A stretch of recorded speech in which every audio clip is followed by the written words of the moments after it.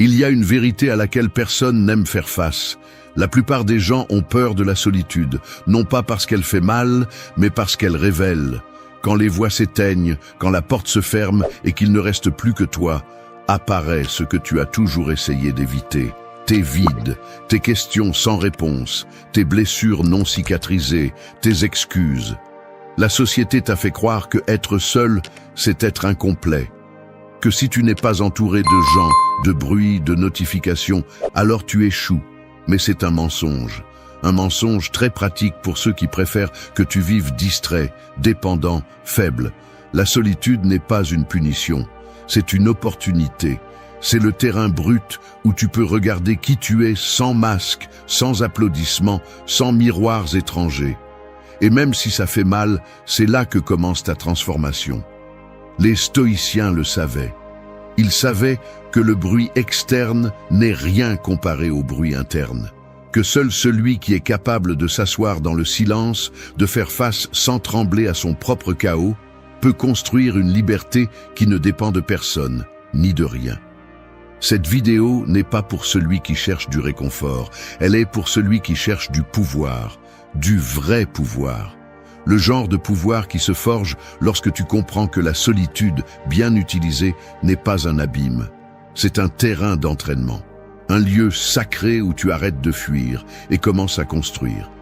Si tu es prêt à écouter, à faire face, à arrêter de chercher à l'extérieur ce qui ne se trouve qu'à l'intérieur, alors reste. Parce que nous allons parler de 8 leçons stoïciennes qui non seulement vont te changer, elles vont te durcir, elles vont te libérer, et si tu oses, elles vont te réveiller. 1. Fais silence en toi avant de chercher des réponses à l'extérieur.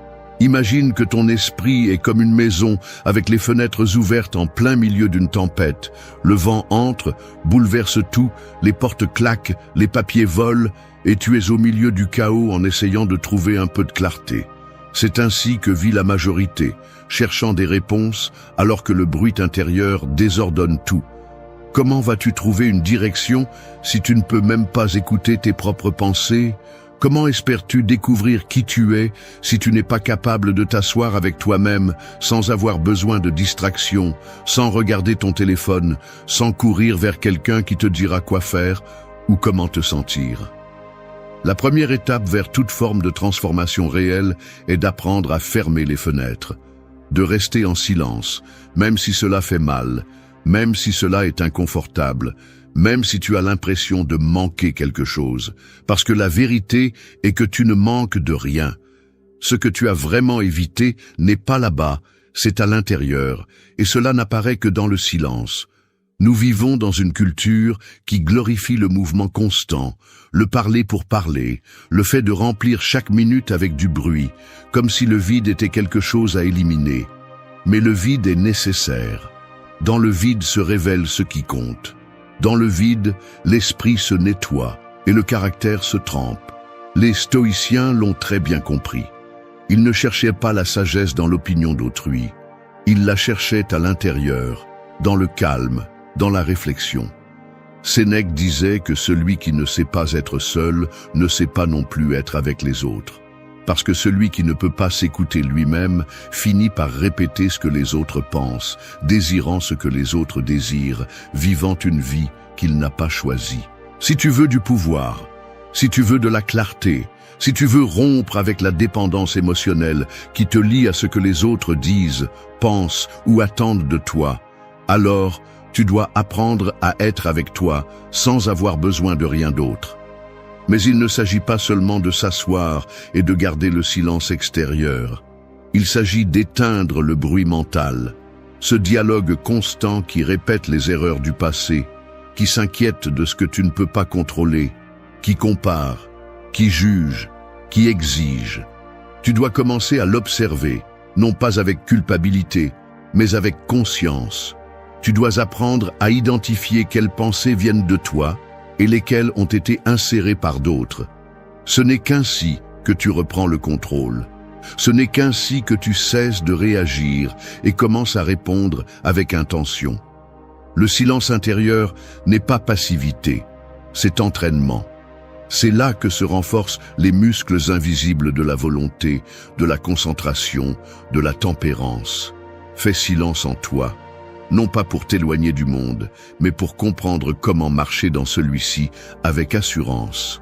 Parce qu'un esprit clair ne se laisse pas emporter par n'importe quelle opinion, ne réagit pas comme une feuille au vent face au jugement d'autrui, ne se perd pas dans les désirs d'autrui. Un esprit clair devient une boussole. Et cette clarté n'arrive que lorsque tu oses te déconnecter du bruit extérieur et affronter ce que tu portes en toi, même si cela fait mal, même si cela est inconfortable, parce que dans ce silence brutal et honnête se trouve tout ce dont tu as besoin pour commencer à changer ta vie pour de vrai. 2. Brise les chaînes invisibles qui te lient aux autres. Il y a des gens qui marchent comme des marionnettes sans se rendre compte qu'il y a des fils qui pendent dans leur dos. Ils ne se voient pas, mais ils sont là. Des fils qui tirent chaque fois que quelqu'un donne son avis, chaque fois que quelqu'un critique, chaque fois que quelqu'un applaudit. Des fils qui contrôlent les gestes, les mots, les décisions entières. Tu t'habilles pour plaire, tu parles pour plaire, tu vis pour t'intégrer. Et même si tu ne le remarques pas, chaque mouvement que tu fais sous l'influence de l'attente d'autrui n'est pas le tien. Il est emprunté, il est manipulé. C'est un renoncement silencieux à ta propre liberté. Mais il arrive un moment où le corps le ressent, une tension qui ne vient pas de la fatigue physique mais du poids invisible de vivre en étant une version éditée de toi-même. À ce stade, la solitude n'est pas une punition, c'est un miroir sans filtre. Tu es seul et personne ne tire les fils. Alors tu te demandes, pourquoi continues-tu à bouger comme si quelqu'un d'autre dirigeait ta vie ? C'est le moment clé, l'instant où tu peux commencer à couper chaque corde, une par une, même si ça fait mal, même si tout ce que tu prenais pour acquis tremble. La philosophie stoïcienne ne cherche pas à t'éloigner du monde, mais à reprendre le contrôle. Marc Aurèle a écrit que la meilleure défense est d'être soi-même sans demander la permission. Et tu ne peux pas le faire si tu es conditionné par la peur de décevoir, d'être rejeté, de ne pas être à la hauteur des images que les autres ont de toi. Les fils qui te lient ne sont pas dans leurs mains, ils sont dans ton esprit.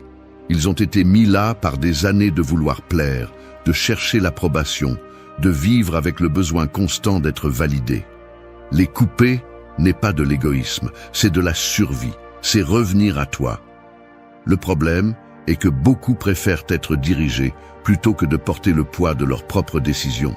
Parce que si tu suis les fils et que tu te trompes, tu peux blâmer quelqu'un. Mais si tu te libères et que tu échoues, il n'y a personne à blâmer sauf toi.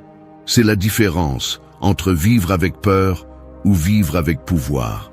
Le stoïcisme te pousse vers le second, à avoir le courage de vivre selon tes propres termes, même si cela signifie marcher seul pendant un moment. Parce que la solitude sans fils est plus légère que la compagnie qui te maintient piégé. Et comment couper ces fils ? D'abord, en les reconnaissant. Observe à quel moment tu agis par peur et non par conviction. Écoute ta voix intérieure et détecte quand elle devient l'écho des autres. Deuxièmement, apprends à maintenir le silence après avoir dit ta vérité. Tu n'as pas à t'expliquer, tu n'as pas à te justifier. Et troisièmement, cultive ton jugement. Parce que quand tu sais qui tu es, tu n'as plus besoin que personne te le rappelle. Tu arrêtes de vendre ton authenticité en échange d'une acceptation momentanée. La liberté commence quand tu te rends responsable de toi-même. Quand tu arrêtes de danser au rythme des applaudissements des autres et décides de bouger avec un but. La solitude te donne l'espace pour découvrir ton rythme, ta voix, ta direction. Et une fois que tu l'as trouvé, il n'y a pas de chaîne invisible qui puisse te lier à nouveau. 3. Transforme chaque plainte en un miroir qui te révèle qui tu es. Une plainte est comme une fissure dans le mur d'une vieille maison. Ce n'est pas le problème en soi, c'est le symptôme de quelque chose de plus profond. Tu peux la couvrir de peinture, l'ignorer ou blâmer le climat pour l'avoir provoqué. Mais la vérité est que cette fissure te montre que quelque chose dans la structure a besoin d'être révisé. Il en va de même pour tes plaintes. Elles ne sont pas simplement des expressions de frustration, ce sont des indices. Chaque fois que tu te plains, tu pointes vers l'extérieur, mais en réalité, il y a quelque chose à l'intérieur que tu ne veux pas regarder. La plupart des gens passent leur vie à blâmer le monde. Que si les gens ne changent pas, que si les circonstances n'aident pas, que si tout est contre eux. Mais ce qu'ils ne voient pas, c'est que plus ils se plaignent, moins ils bougent. Plus ils pointent vers l'extérieur, moins ils regardent à l'intérieur. Et c'est là le problème. Parce que personne ne se transforme en blâmant, on se transforme seulement en se responsabilisant. La plainte est confortable, elle te fait te sentir victime et te dispense d'agir. Mais ce confort est un poison lent. Il t'endort, t'affaiblit, te rend dépendant du fait que les choses changent d'elles-mêmes pour que tu puisses te sentir bien. Le stoïcisme coupe cette excuse à la racine. Épictète disait que ce ne sont pas les choses qui nous perturbent, mais l'opinion que nous avons d'elles. Alors, chaque fois que quelque chose te dérange, demande-toi, quelle partie de moi se révèle dans cette irritation? Pourquoi cela m'affecte-t-il autant? Quelle attente avais-je qui n'a pas été satisfaite? Les réponses ne sont pas toujours agréables, mais elles sont nécessaires, parce que c'est là que se trouve la vérité qui transforme. Il ne s'agit pas d'avaler sa colère et de prétendre que tout va bien.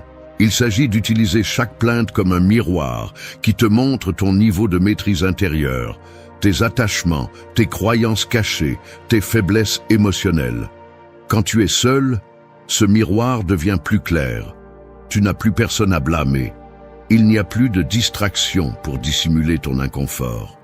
Tu t'entends te plaindre à voix haute ou dans ta tête, et si tu es honnête, tu t'entends aussi répéter la même chose encore et encore.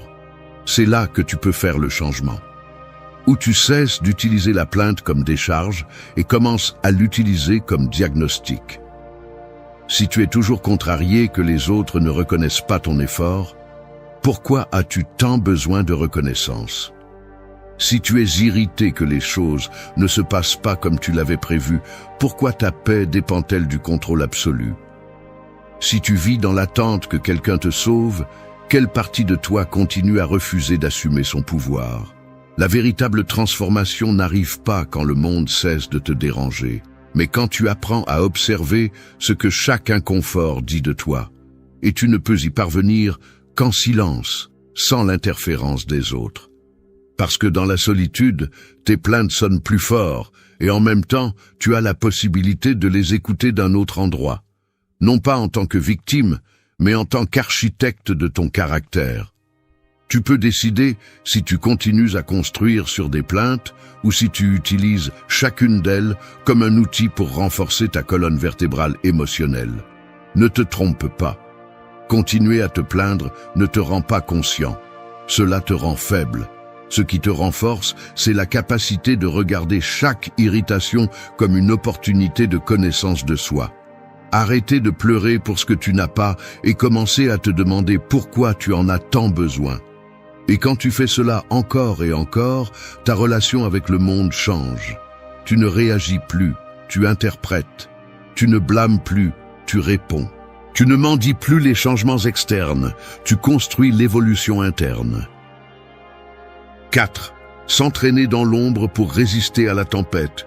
Une graine ne pousse pas à la vue de tous, elle le fait sous terre, dans l'obscurité, loin du bruit, des regards, des applaudissements. Personne ne célèbre ce processus silencieux, mais sans lui, il n'y aurait pas d'arbres, pas de fruits, pas de racines solides pour résister au vent. C'est ainsi que se produit la véritable croissance personnelle. Elle se produit dans l'ombre, les jours où personne ne te voit. Les heures où le monde est silencieux et tu es seul à te confronter à toi-même. La solitude, quand tu la comprends, n'est pas un vide, c'est un terrain fertile. C'est là que tu arrêtes de prétendre et que tu commences à construire. La plupart veulent des résultats visibles sans faire le travail invisible. Ils veulent de la force sans passer par l'inconfort. Ils veulent le contrôle sans discipline, la paix sans réflexion, la maturité sans affronter le chaos intérieur. Et ça ne marche pas comme ça. Personne ne devient fort sous la lumière confortable de la validation externe. La force se forge en silence, dans des moments crus où il n'y a personne pour te sauver, où tu te lèves, où tu restes au sol. C'est la vérité que la société évite, parce qu'elle nous a rendus accros à l'exposition, à tout montrer, à tout partager, à vivre pour que les autres voient. Mais les stoïciens ne s'entraînaient pas pour être vus. Ils s'entraînaient pour résister. Sénèque parlait de l'entraînement volontaire de l'esprit, non pas parce qu'il aimait souffrir, mais parce qu'il comprenait que celui qui s'entraîne dans le calme peut agir avec tempérance dans la tempête. S'entraîner dans l'ombre, c'est s'asseoir avec soi-même quand personne ne t'y oblige. C'est affronter tes pensées sombres sans avoir besoin de fuir. C'est t'obliger à maintenir la discipline même quand personne ne regarde, parce que c'est là que tu définis qui tu es. Pas quand tout va bien, mais quand tout en toi est en guerre et que tu choisis malgré tout de rester ferme. Dans la solitude, ton véritable niveau d'engagement envers toi-même est révélé. Il n'y a pas de public, pas d'approbation, pas de témoin. Il n'y a que toi, ta volonté et tes excuses, et c'est dans cet espace que tu peux arrêter de prétendre et commencer à agir. La salle de sport mental n'a pas besoin de lumière ni de caméra, elle a besoin d'intention. Te lever tôt même si tu n'as nulle part où aller, bien manger même si personne ne te félicite, étudier même si tu n'as pas d'examen, écrire même si personne ne te lit, entraîner ton esprit même si personne ne le sait. C'est ça, s'entraîner dans l'ombre. Et cet entraînement silencieux te prépare à résister à n'importe quelle tempête, parce que quand la vie frappe, la seule chose qui te soutient est ce que tu as construit sans applaudissements. Mais ne te trompe pas. S'entraîner dans l'ombre ne signifie pas t'isoler du monde. Cela signifie te préparer à marcher dans le monde sans te plier. Pour que lorsque les défis arrivent, tu ne te brises pas. Lorsque les critiques arrivent, tu ne t'arrêtes pas. Lorsque les pertes arrivent, tu ne t'effondres pas. Parce que tu as déjà été au plus profond. Tu as déjà été avec toi-même. Tu as déjà affronté tes propres fantômes sans aide. Et cela fait de toi quelqu'un qui ne dépend pas du climat pour rester ferme. Tu es une racine, pas une feuille. Tu es une structure, pas une façade. Alors arrête d'attendre le moment parfait, le lieu idéal, la compagnie adéquate. Utilise la solitude pour ce qu'elle est vraiment, un terrain d'entraînement brutal et sacré où tu te forges. Parce que lorsque la tempête arrivera, et elle arrivera, tu n'auras pas le temps de te préparer. Soit tu es déjà prêt, soit tu vas te briser. Et si tu t'es entraîné dans l'ombre, tu résisteras. Et pas seulement ça, tu avanceras. 5. Nettoyez la lentille avec laquelle vous regardez la réalité.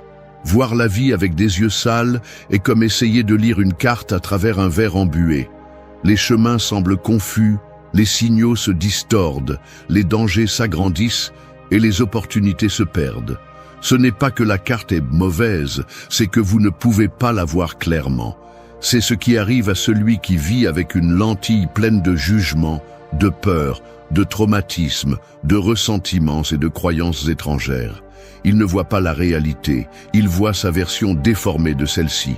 Et plus cette lentille est sale, plus il se sentira piégé, plus il semblera être une victime, plus il sera confus. La solitude vous donne l'opportunité de nettoyer cette lentille. Quand il n'y a pas de bruit extérieur, quand vous ne répondez pas à la pression de vous intégrer ou de paraître, quand personne ne vous dicte le rythme, ni ce que vous devez penser, alors vous pouvez commencer à observer avec plus d'objectivité. C'est alors que vous vous rendez compte de combien de choses vous teniez pour acquises sans les remettre en question, de combien de fois vous avez réagi à partir de la blessure et non de la conscience, de combien de décisions vous avez prises à partir de la peur et non de la vérité. La lentille est tachée et vous l'appeliez réalité. Le stoïcisme insiste sur le fait que nous ne souffrons pas de ce qui se passe, mais de l'interprétation que nous faisons de ce qui se passe. Marc Aurèle répétait que l'esprit a le pouvoir de transformer toute circonstance en quelque chose d'utile ou de destructeur, selon la façon dont on la regarde. Alors, si votre esprit est embué, si vos croyances sont pleines de ressentiment, si vos jugements sont infectés par un passé non résolu, tout ce que vous voyez va sembler être une menace, une perte, une injustice. Mais ce n'est pas le monde qui est brisé, c'est votre façon de le regarder. Nettoyer la lentille est un travail inconfortable. Il nécessite de revoir avec honnêteté tout ce que vous avez pris pour acquis. Remettre en question ce que vous avez appris, ce qu'on vous a dit, ce que vous vous êtes répété pendant des années. Cela signifie arrêter de penser que vous avez raison simplement parce que vous ressentez quelque chose avec force. Cela signifie accepter que peut-être vous vous racontez la même histoire de victime depuis si longtemps que vous ne savez plus vivre sans elle. Mais c'est aussi le début de votre liberté. Parce que lorsque vous cessez de réagir comme une machine programmée par le passé, vous retrouvez le pouvoir de choisir comment répondre. La solitude est l'espace parfait pour faire ce nettoyage. Non pas parce qu'elle est confortable, mais parce qu'elle vous oblige à regarder à l'intérieur sans distraction.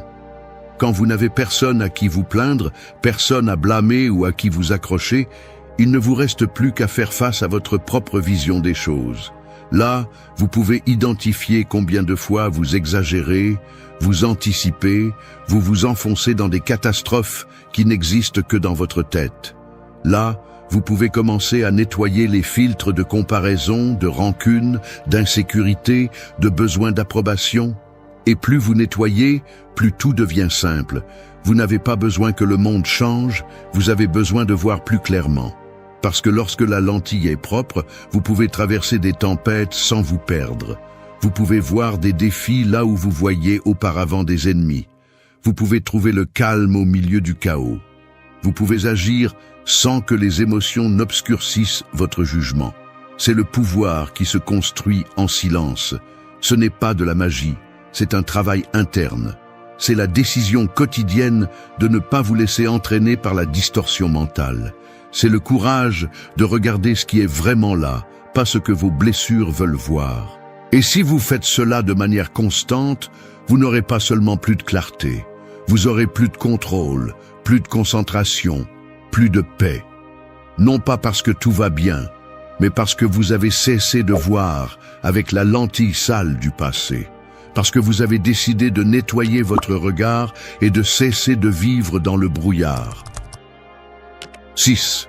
Fais de tes principes un bouclier, non de tes impulsions un guide. Imagine un bateau en pleine mer, sans gouvernail ni ancre, à la merci de chaque vague, de chaque courant, de chaque vent. Il peut avancer rapidement, oui, mais non parce qu'il a choisi où aller, mais parce qu'il est entraîné par ce qui l'entoure. C'est ainsi que vit celui qui se laisse emporter par ses impulsions.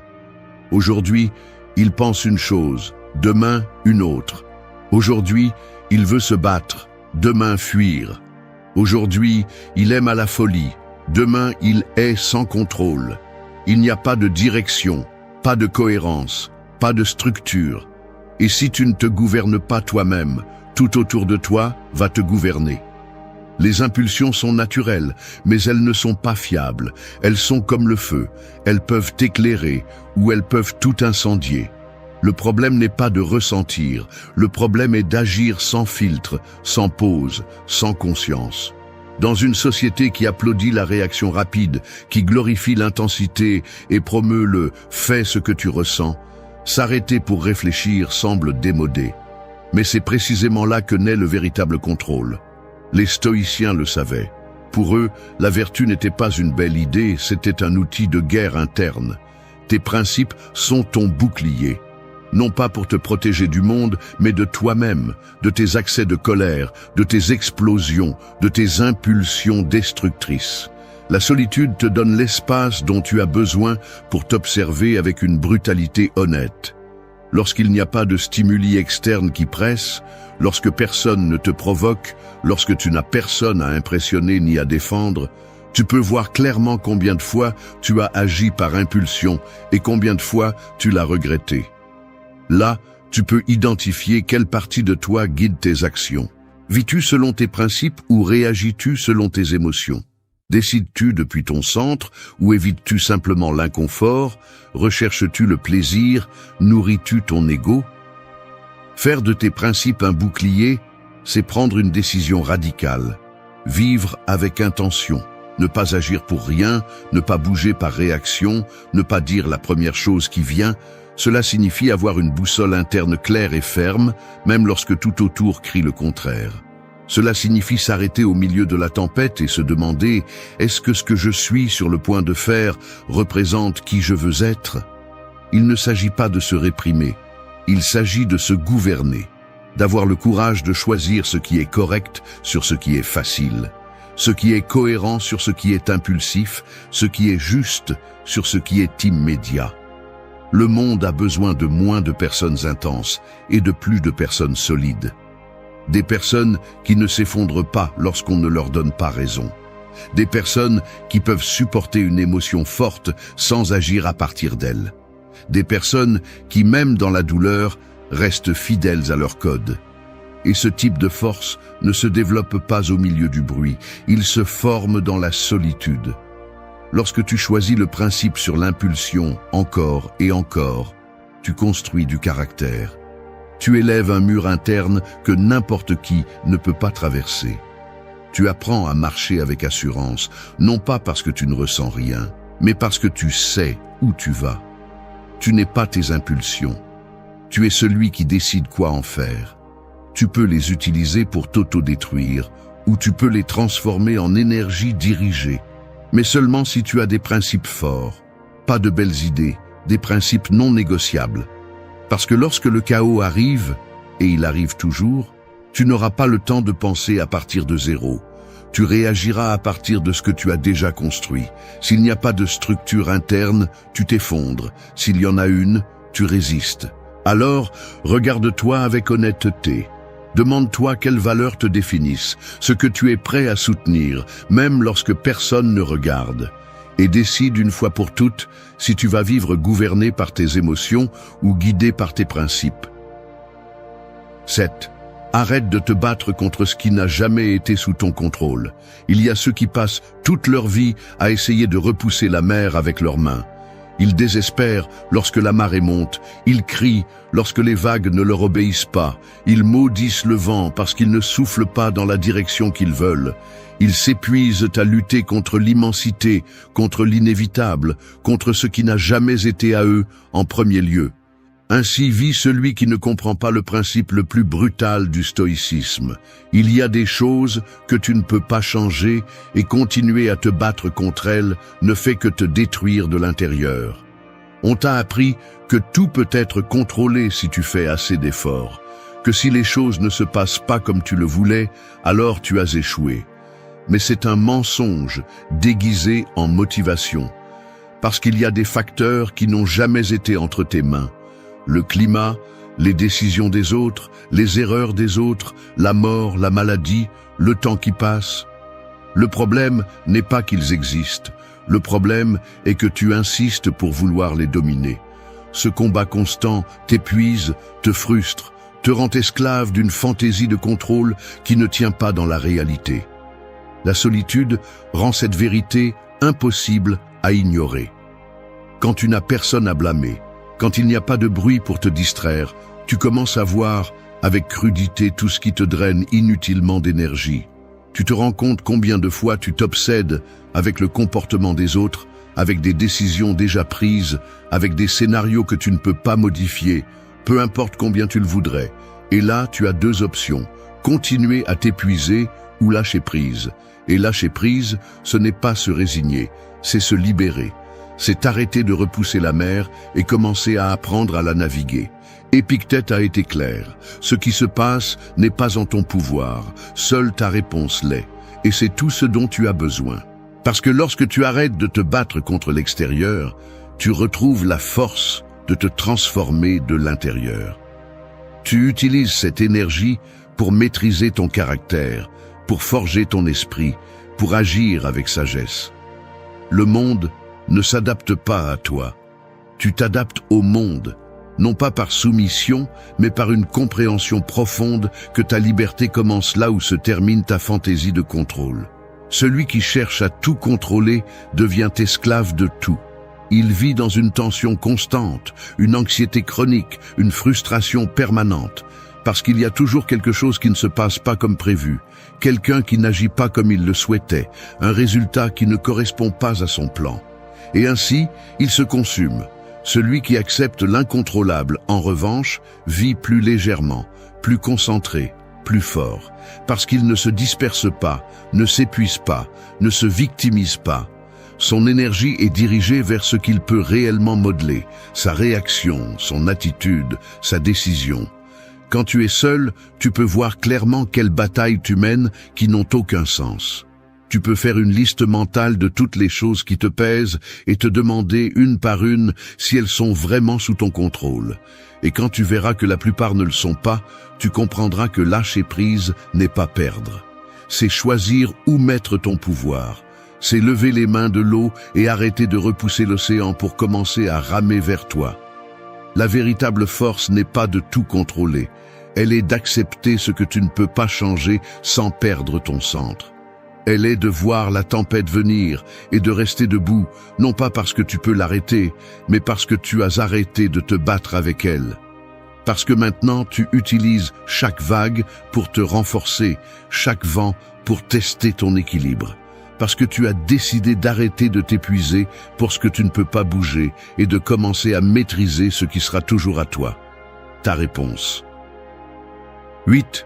Construis un temple mental où rien ni personne ne peut te renverser. Il y a des bâtiments qui semblent invincibles de l'extérieur, grands, imposants, pleins d'ornements, mais il suffit d'un tremblement pour qu'ils s'effondrent parce qu'ils n'ont jamais eu de base solide. C'est ce qui arrive à beaucoup de personnes. Ils vivent en projetant force, sécurité, succès, mais à l'intérieur, ils sont vides, fragiles, exposés. Tout leur équilibre dépend de quelque chose d'externe, un partenaire, un travail, une routine, un réseau social, une validation. Et quand cela vacille, ils s'effondrent. Non pas parce que le monde a été cruel, mais parce qu'ils n'ont jamais construit leur temple intérieur. Le temple mental est cet espace en toi que personne d'autre ne touche. On ne l'achète pas, on ne l'hérite pas, on ne l'improvise pas. Il se construit avec effort, avec présence, avec silence, avec principe.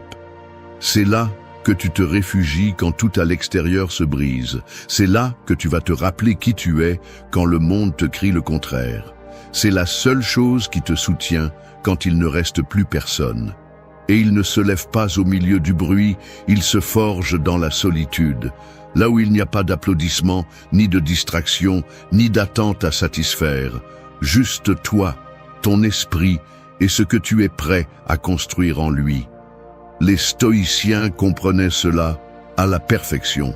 Marc Aurèle, au milieu du pouvoir absolu en tant qu'empereur, écrivait dans ses journaux que l'âme devait être une citadelle intérieure, imprenable, ferme, parce qu'il savait que rien d'externe n'était garanti, que la stabilité réelle ne dépend pas de ce qui t'entoure, mais de ce que tu as cultivé en toi.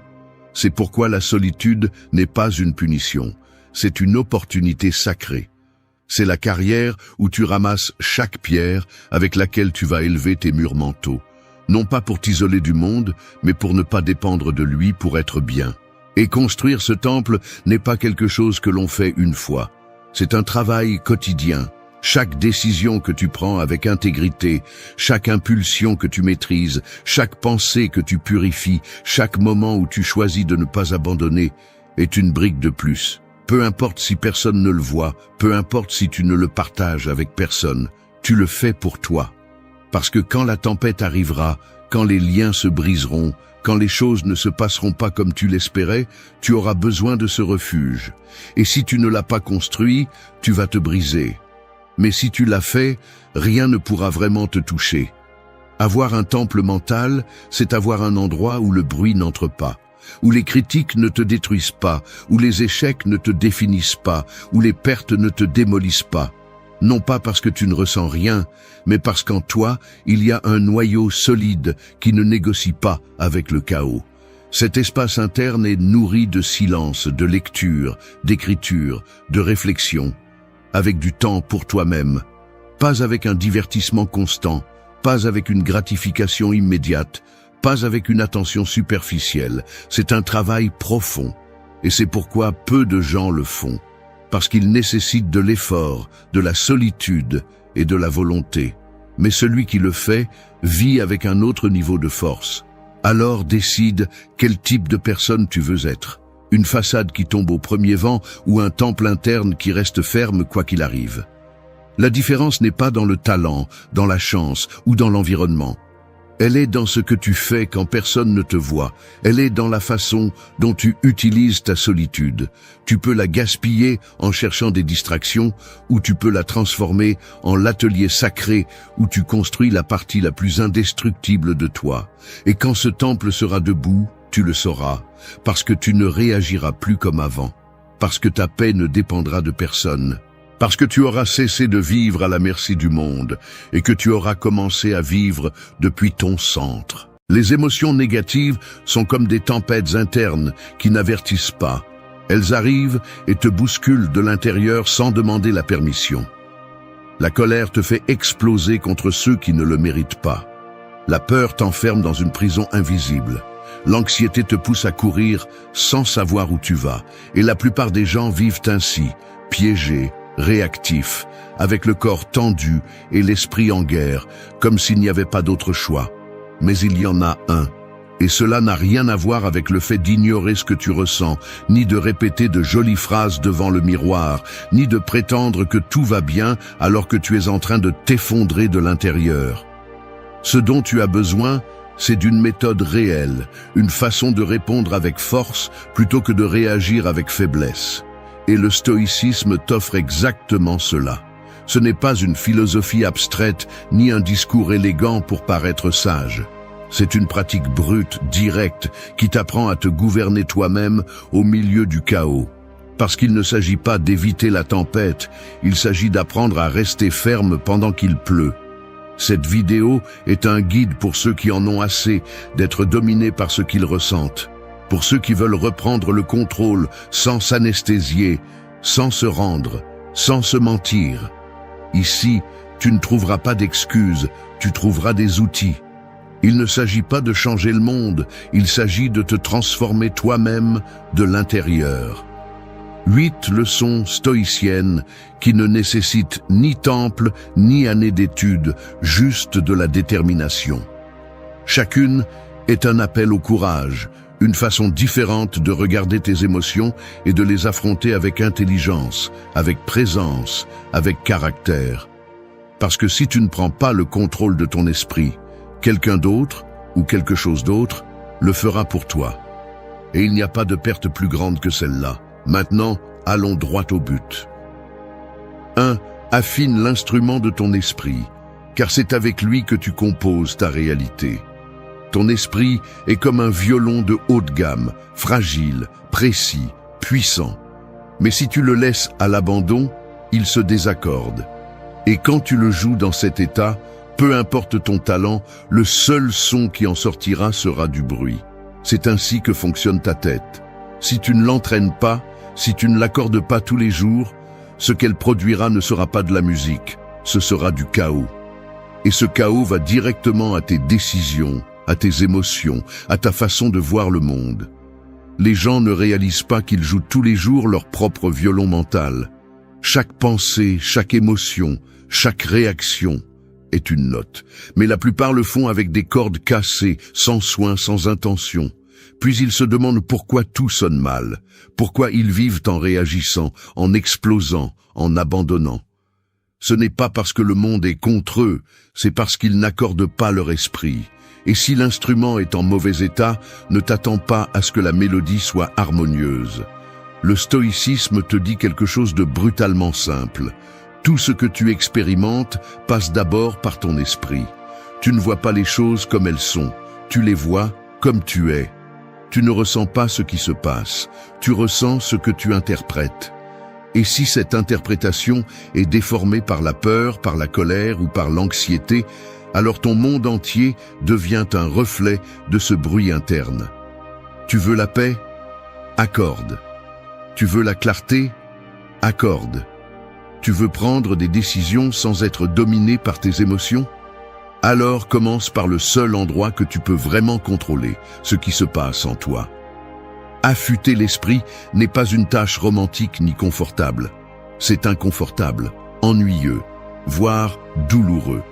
Cela implique de te remettre en question, de reconnaître tes pensées toxiques, de démonter tes excuses, de faire taire le bruit externe pour affronter le bruit interne. C'est un travail que personne ne fera pour toi. Et si tu ne le fais pas, tes émotions négatives te submergeront encore et encore. Peu importe combien tu médites, combien de livres tu lis ou combien de fois tu dis « je vais changer ». Si tu ne prends pas l'habitude d'ajuster ton esprit comme on ajuste un instrument, tu seras toujours hors de ton, chaque fois que la vie te demandera d'être présent. Affûter ton esprit signifie observer ce que tu penses sans t'identifier à cela. Cela signifie te demander si ce que tu crois est vrai, si ce que tu ressens est utile, si ce que tu fais te rapproche de ton but ou t'en éloigne. Cela signifie arrêter d'agir en automatique, briser l'inertie, diriger ton attention comme un rayon laser, pas comme une lampe de poche qui clignote sans but. Tu n'es pas ici pour être victime de ce que tu ressens. Tu es ici pour apprendre à répondre avec force. Et cette force ne vient pas de la répression, elle vient de la maîtrise. Maîtriser ton esprit n'est pas le contrôler avec une force brute, c'est l'entraîner avec constance, chaque jour, sans faute. Tout comme un musicien accorde avant de jouer, tu dois accorder avant d'agir, avant de réagir, avant de parler. Parce que si tu ne le fais pas, n'importe quelle émotion te mènera à des endroits où tu ne voulais pas aller. Et si tu as du mal à commencer, commence par le silence. Observe, respire, remets-toi en question, apprends à détecter quand tu joues hors de ton. Il ne s'agit pas de perfection, il s'agit d'intention. Parce que celui qui accorde son esprit compose sa vie, et celui qui ne le fait pas finit par vivre au milieu d'un bruit qui confond, épuise et détruit. 2. Regarde tes émotions comme un sage, pas comme un juge. Imagine-toi assis dans un tribunal. Sur l'estrade se trouvent tes émotions, la colère criant avec les poings serrés, la peur tremblant dans un coin, la tristesse essayant d'expliquer ce que personne ne comprend. Et tu es là, non pas en tant que spectateur, mais en tant que juge. Tu te précipites pour déclarer coupable, pour prononcer des sentences, pour condamner tout ce que tu ressens sans l'écouter. Mais il y a un problème. Quand tu juges ce que tu ressens, tu ne le comprends pas. Et ce que tu ne comprends pas te contrôle. Beaucoup vivent avec une sorte de marteau invisible à la main. Chaque fois qu'une émotion apparaît, ils la frappent. Ai-je peur? C'est mal. Suis-je triste? Je suis faible. Suis-je en colère? Je suis une mauvaise personne. Et ainsi ils se punissent, se répriment, se noient dans leur propre jugement sans réaliser qu'on ne sort pas d'un trou en creusant plus profondément. Le stoïcisme ne te demande pas de nier tes émotions ni de lutter contre elles, mais de les regarder comme le ferait un sage, sans hâte, sans punition, sans identification. Un sage ne voit pas l'émotion comme une ennemie, mais comme une messagère. La colère arrive pour te montrer où tu sens qu'une limite a été franchie. La peur te signale ce que tu n'as pas encore affronté. La tristesse te révèle ce que tu apprécies vraiment. Mais pour voir ce message, tu as besoin de silence intérieur, tu as besoin d'observation, pas de jugement. Le sage ne réagit pas immédiatement. Il laisse le feu brûler, mais il ne jette pas plus de bois. Il regarde, respire, traite, puis choisit quoi faire. C'est la différence entre vivre dominé par ce que tu ressens et avoir le contrôle sur toi-même. Quand tu deviens juge, tes émotions te semblent menaçantes. Quand tu deviens sage, tu les vois comme des signaux. Et cela ne signifie pas se laisser emporter, cela signifie les reconnaître sans se soumettre. Le sage n'est pas froid, il est ferme. Il n'est pas insensible, il est conscient. Parce que seul celui qui se permet de ressentir sans jugement peut apprendre à agir avec intelligence émotionnelle. Et cela ne se réalise pas en répétant des phrases positives. Cela se réalise avec une pratique quotidienne, avec la décision d'arrêter de t'attaquer pour ce qui apparaît en toi. Le jugement génère de la culpabilité, et la culpabilité t'enferme. Elle te fait penser que ressentir est mal, que tu es brisé, que tu devrais être quelqu'un d'autre.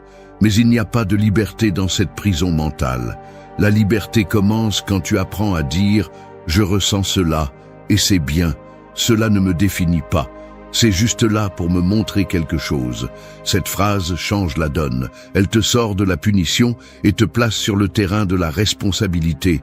Tu ne fuis plus, tu comprends, tu ne réagis plus, tu choisis. Regarder tes émotions comme un sage n'est pas quelque chose qui se produit une seule fois. C'est une pratique constante. C'est t'arrêter quand tu ressens l'explosion interne et au lieu d'agir impulsivement, observer comme si tu étais un scientifique étudiant un phénomène. D'où vient cela?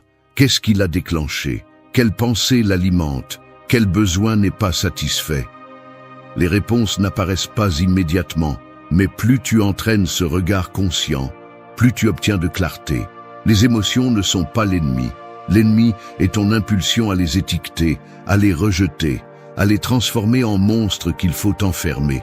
Le stoïcisme t'invite à faire le contraire. Ouvre la porte, regarde-les en face et écoute ce qu'elles ont à te dire. Parce que quand tu les vois sans jugement, elles cessent de te contrôler. Et alors, enfin, tu es libre de décider comment répondre. 3. Respire comme celui qui prend les rênes avant la tempête. Il y a un instant juste avant que le cheval ne s'emballe. Le vent se lève, les muscles se tendent, l'adrénaline monte comme une vague. Mais le cavalier qui s'est entraîné sait exactement quoi faire. Il ne lutte pas, il ne crie pas, il ne panique pas. Il prend les rênes fermement et respire. Non pas parce que cela arrête la tempête, mais parce que cela lui permet de la traverser avec contrôle. C'est ainsi que fonctionne votre esprit au milieu du chaos émotionnel. Chaque fois que quelque chose vous secoue, vous pouvez agir comme celui qui perd le contrôle ou comme celui qui prend les rênes. Et la différence réside dans une seule action: respirer. La plupart ne le remarquent pas, mais lorsque l'anxiété frappe, la respiration se raccourcit. Lorsque la peur apparaît, la poitrine se ferme. Lorsque la colère domine, le corps passe en mode attaque. Tout s'accélère, et dans cette accélération, nous perdons la capacité de penser clairement. C'est comme si une alarme sonnait en vous, et au lieu de l'éteindre, vous augmentiez le volume. Dans cet état, vous ne décidez pas, vous réagissez simplement. Et ce sont ces réactions que vous regrettez plus tard. Le stoïcisme ne vous demande pas de réprimer ce que vous ressentez, mais de l'affronter avec maîtrise. Et la respiration consciente est votre outil le plus basique, le plus ancien et le plus oublié. Parce que personne ne vous a appris à l'utiliser comme un bouclier, comme une ancre, comme un moyen de ne pas vous perdre dans ce que vous ressentez. Mais elle est là, toujours disponible, toujours présente, attendant que vous preniez une seconde pour reprendre le contrôle. Il ne s'agit pas de respirer pour respirer, il s'agit de le faire avec intention, comme un acte de pouvoir. Inspirer profondément lorsque la colère monte est une façon de dire « Je ne serai pas l'esclave de cette émotion ». Expirer lentement lorsque vous sentez que l'anxiété vous étouffe est une façon de récupérer l'espace intérieur que vous perdez. Et plus vous le pratiquez, plus vite vous remarquerez que votre corps cesse de réagir comme s'il était en danger. Parce que la respiration ne change pas la situation, elle change la façon dont votre système nerveux l'interprète. Il y a ceux qui croient que respirer est une technique mineure, une solution superficielle. Mais essayez d'affronter une dispute sans avoir respiré. Essayez de prendre une décision importante avec le cœur qui bat la chamade. Essayez de vous calmer si tout votre corps est tendu. Vous n'y arriverez pas, parce que vous ne pouvez pas penser clairement si vous êtes physiquement débordé. D'abord, vous régulez le corps, puis vous ordonnez l'esprit. Et la respiration est ce premier interrupteur. Le stoïcien sait qu'il ne contrôle pas le vent, mais bien sa façon de tenir les rênes. Et chaque fois que l'émotion se déchaîne comme une tempête, il revient à l'essentiel, à ce que personne ne peut lui enlever, sa respiration.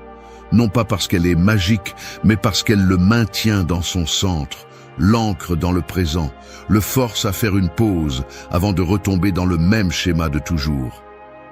Respirer comme celui qui prend les rênes avant la tempête n'est pas une phrase poétique. C'est un rappel pratique. C'est le premier pas pour ne pas exploser, pour ne pas fuir, pour ne pas laisser ce que vous ressentez décider pour vous.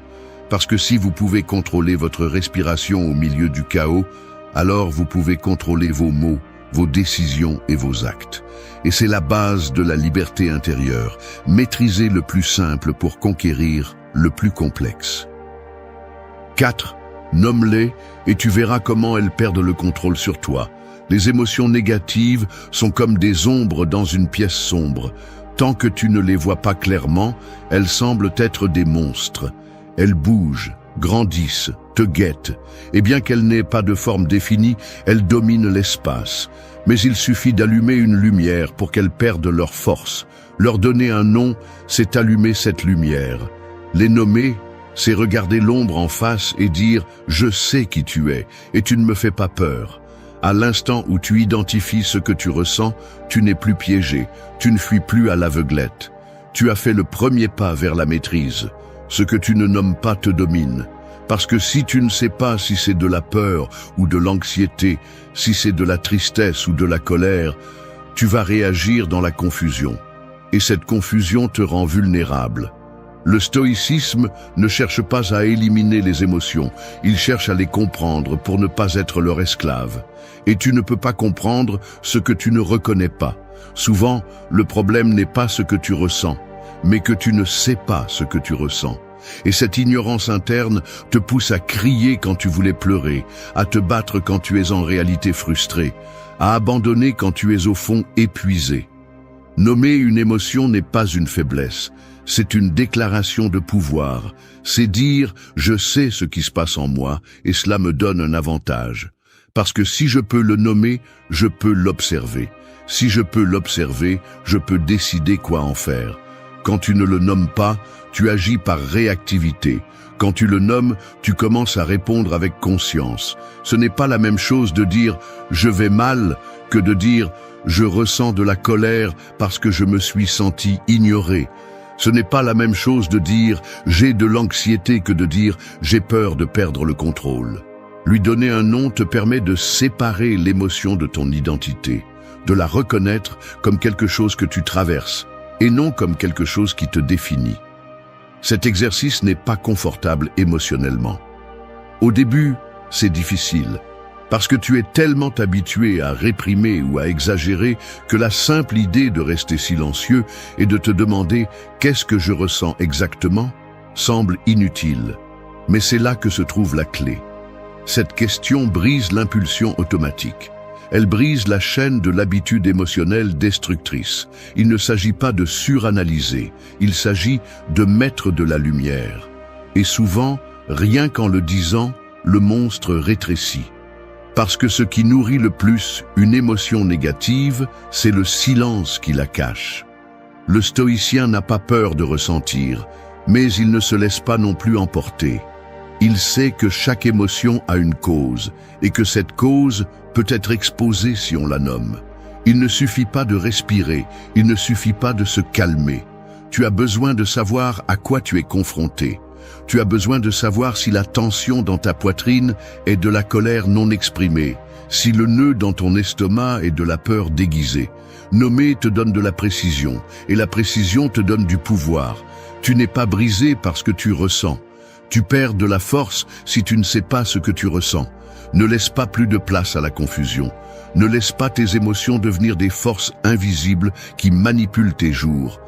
Allume la lumière, regarde-les en face et dis-le à haute voix si nécessaire. Parce que l'acte de nommer l'interne te rend présent, te rend le contrôle, te rend à toi. 5. Change l'objectif, pas la scène. Imagine que tu portes des lunettes sales toute la journée. Peu importe si le ciel est dégagé, si les gens sourient ou si tout est calme autour de toi. Si tes lunettes sont couvertes de poussière et de taches, ce que tu verras sera une distorsion. Tu auras l'impression que tout va mal, que rien ne brille, que tout est dérangeant. Mais ce n'est pas la réalité qui est contaminée, c'est ta façon de la regarder. C'est ainsi que fonctionnent les émotions négatives. Elles teintent ta perception et te font penser que ce que tu ressens est exactement ce qui se passe. Tu ne fais pas la distinction entre ce qui se passe à l'extérieur et ce qui se passe en toi. Et si tu ne changes pas l'objectif, tu finiras par détester la scène. Le stoïcisme t'enseigne une leçon puissante. Tu n'as pas besoin de changer ce qui se passe, tu as besoin de changer comment tu l'interprètes. Car ce ne sont pas les faits qui te blessent, mais l'histoire que tu te racontes à propos de ces faits. La plupart des gens veulent modifier le monde, les personnes, les circonstances, voire leur passé. Mais ce qu'ils doivent vraiment modifier, c'est la façon dont ils traitent tout cela. Si tu traverses la vie avec un objectif embué de colère, tout te semblera une offense. Si cet objectif est teinté de peur, tout te semblera une menace. S'il est recouvert de tristesse, chaque bonne chose te semblera lointaine. Changer l'objectif ne nie pas ce qui se passe, il te permet simplement de le voir clairement. Il y a un piège silencieux dans la pensée automatique. Tu crois que ce que tu vois est la seule vérité, alors qu'en réalité tu es pris dans un filtre émotionnel. Et tant que tu ne le remets pas en question, ce filtre contrôle tes décisions, tes réactions et même ton identité. Le stoïcien ne se soumet pas aveuglément à sa première impression. Il la questionne, l'examine, la reconstruit. Il sait que la façon dont il interprète une situation définit comment il se sent face à elle. Il ne s'agit pas de se tromper soi-même ni de romantiser la douleur. Il s'agit d'adopter une perspective utile, pratique, qui lui permet d'agir avec intelligence, pas avec impulsivité. Changer l'objectif, c'est te demander « Est-ce que ce que je vois est vraiment ainsi ou est-ce que je le déforme à cause de ce que je ressens ? Est-ce que ce qui me dérange a du sens ou est-ce que je projette quelque chose que je n'ai pas résolu ? Ce problème est-il aussi grand qu'il semble ou est-ce que je regarde seulement depuis une position de fragilité émotionnelle ? Ces questions ne sont pas là pour te distraire du problème, mais pour te situer dans un endroit où tu peux répondre avec pouvoir. La scène peut rester la même, mais pas toi. Et cela change tout. Tu n'as pas besoin que la vie soit parfaite pour avoir la paix. Tu as besoin d'apprendre à la voir depuis un endroit plus solide, plus réaliste, plus conscient. Et cela n'arrive que lorsque tu choisis de nettoyer l'objectif plutôt que de briser la scène. Parce que parfois le conflit n'est pas dans ce qui se passe, mais dans ce que tu interprètes. Tu n'es pas obligé de rester avec la première version de l'histoire. Tu peux choisir une version qui te renforce plutôt qu'une version qui t'affaiblit. Et ce n'est pas de l'auto-tromperie, c'est de la responsabilité émotionnelle. Le monde ne va pas s'arrêter pour s'adapter à ton état mental. C'est toi qui dois faire le travail interne pour voir clairement. N'attends plus que les choses changent pour te sentir bien. Change l'objectif. Examine ce que tu projettes. Apprends à regarder au-delà de l'émotion. Parce que lorsque tu réussis à changer ta façon de voir, ce que tu vois change aussi. Et c'est alors que tu prends enfin le contrôle de ta réalité. 6. Fais de l'entraînement mental ton rituel quotidien de pouvoir. L'esprit est comme un muscle que personne ne voit, mais qui soutient tout ce que tu fais. Si tu le négliges, il s'affaiblit. Si tu l'entraînes, il se durcit. Imagine une personne qui essaie de soulever un poids sans jamais s'être entraînée. Ses bras tremblent, son dos lâche, son corps ne répond pas. Il en va de même lorsque tu es confronté à un problème sans avoir renforcé ton esprit. Tu te brises, tu es submergé, tu réagis à partir de la faiblesse, non pas parce que tu es incapable, mais parce que tu es arrivé sans préparation. C'est pourquoi chaque jour que tu passes sans entraîner ton esprit est un jour où tu t'exposes à être dominé par ce que tu ressens. L'entraînement mental n'est ni un luxe ni une option. C'est une nécessité. Tout comme tu ne cesses pas de te nourrir, tu ne devrais pas cesser de renforcer ton esprit. Mais la plupart se concentrent uniquement sur l'urgent, sur l'externe, et laissent le plus important pour plus tard. Ils n'ont pas le temps de penser, de questionner, d'observer. Ils vivent en automatique, sautant d'émotion en émotion, comme si c'était normal. Mais ce n'est pas le cas. Ce qui est normal, c'est d'avoir du contrôle, de la clarté, de la force intérieure. Et cela ne se fait pas du jour au lendemain. Cela se construit comme on construit un corps fort, avec de la répétition, de l'intention, de la discipline. Le stoïcisme ne repose pas sur des moments d'inspiration, il repose sur des habitudes. Le véritable changement se produit lorsque tu fais de ton entraînement mental une pratique quotidienne. Cela peut être au réveil, avant de dormir ou au milieu du chaos, mais cela doit être constant. Peu importe si c'est 10 minutes ou 1 heure, ce qui compte, c'est que ce soit sacré. Il ne s'agit pas de lire de belles phrases ou de feindre le calme. Il s'agit de t'entraîner à résister à la tempête quand elle arrive, pas de souhaiter qu'il n'y ait jamais de tempête. Comment entraîne-t-on l'esprit? En observant tes pensées sans juger, en questionnant ce que tu crois être vrai, en affrontant ton inconfort avec intention, en écrivant ce que tu ressens au lieu d'exploser, en respirant quand tout en toi veut crier. L'entraînement mental est ce moment où tu décides de ne pas agir comme d'habitude, de ne pas réagir de la même manière, de ne pas tomber dans le même cycle. C'est l'acte conscient d'interrompre le pilote automatique et de prendre le contrôle de ton état interne. Celui qui entraîne son corps mais néglige son esprit reste fragile. Parce que quand la vie frappe, ce n'est pas celui qui a le plus de muscles qui gagne, c'est celui qui a le plus de courage. Et le courage ne s'improvise pas, il se forge dans la routine, dans l'effort quotidien, dans ce moment inconfortable où tu pourrais abandonner, mais tu choisis de tenir bon. Parce que tu sais qu'à chaque fois que tu le fais, ton esprit devient plus fort, plus clair, plus préparé. Fais de ton entraînement mental un rituel, pas une obligation. Ne le vois pas comme quelque chose que tu dois faire, mais comme quelque chose qui te transforme en qui tu veux être. Parce que chaque pensée que tu remets en question, chaque impulsion que tu maîtrises, chaque émotion que tu observes sans agir, est une victoire. Et ces petites victoires quotidiennes construisent le caractère. Il n'y a pas de force sans pratique, il n'y a pas de clarté sans répétition, il n'y a pas de contrôle émotionnel sans entraînement. Tu choisis en quoi tu te transformes. Si tu te lèves chaque jour sans renforcer ton esprit, le monde va t'entraîner à sa manière, avec du bruit, de la pression, du chaos. Mais si tu prends les rênes et t'entraînes avec intention, le monde ne te brise plus. Parce que tu seras préparé, non pas par chance, mais par décision. 7. Fais la paix avec la peur, et elle te montrera le chemin. La peur est comme un chien sauvage. Si tu l'ignores, elle te poursuit. Si tu cours, elle te mord. Si tu essaies de lui crier dessus pour qu'elle s'éloigne, elle devient plus agressive. Mais si tu t'arrêtes, si tu la regardes calmement, si tu reconnais sa présence sans essayer de la détruire, peu à peu elle baisse la tête. Non pas parce qu'elle disparaît, mais parce qu'elle comprend que tu ne vas pas la laisser te contrôler. C'est ainsi que fonctionne la peur dans ton esprit. Elle ne disparaît pas en la niant. Elle n'est pas vaincue par la force brute. Elle se transforme lorsque tu arrêtes de te battre contre elle et décides de l'écouter sans céder. Toute ta vie, on t'a appris que ressentir de la peur est un signe de faiblesse, que tu devrais l'écraser, l'ignorer, faire semblant qu'elle n'existe pas. Mais plus tu la réprimes, plus tu la nourris.